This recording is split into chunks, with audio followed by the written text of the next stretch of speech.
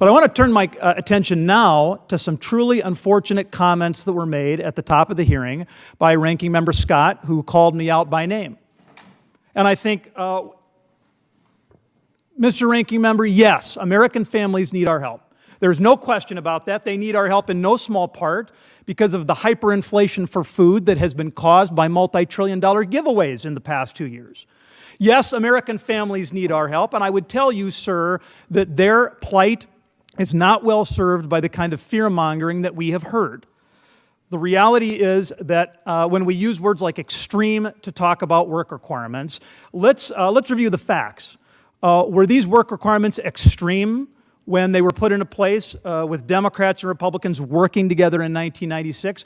Were those work requirements extreme when a bipartisan group of Democrats or Republicans stood together to renew them in Farm Bill after Farm Bill? Are they extreme, sir, in the way that they are being implemented and deployed in your state of Georgia?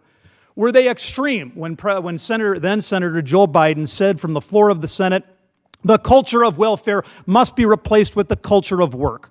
The culture of dependence must be replaced with the culture of self-sufficiency and personal responsibility, and the culture of permanence must no longer be a way of life.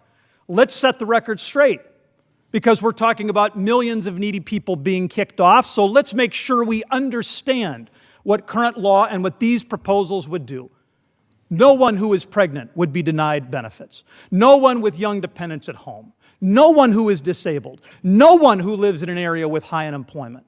And yes, I realize that there are some hard-to-serve populations that fall out of those buckets, and that's why existing law provides flexibility to states to select 12% of their caseloads to give them additional flexibility because, yes, we want to help people who are trying to help themselves.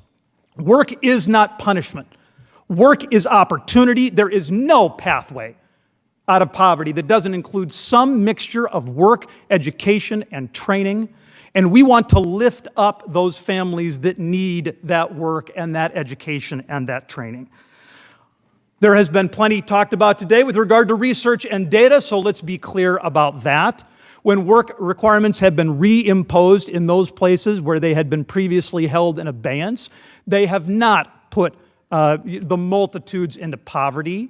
In fact, when you look at Arkansas after work requirements were reimposed, caseloads fell by 70%, not into poverty, but instead the incomes of those people who moved off the program tripled. I will say that again. The incomes of those folks who moved off the program tripled. American families do need help. And I think we have an opportunity in a bipartisan way to talk about what kinds of flexibilities and what kinds of support would help them move out of poverty. Instead, when we use the language to demonize people who are trying to continue what has previously been a strong bipartisan commitment to work, we do not give this issue the dignity that it deserves. And with that, yes, Mr. Chairman, I would yield back.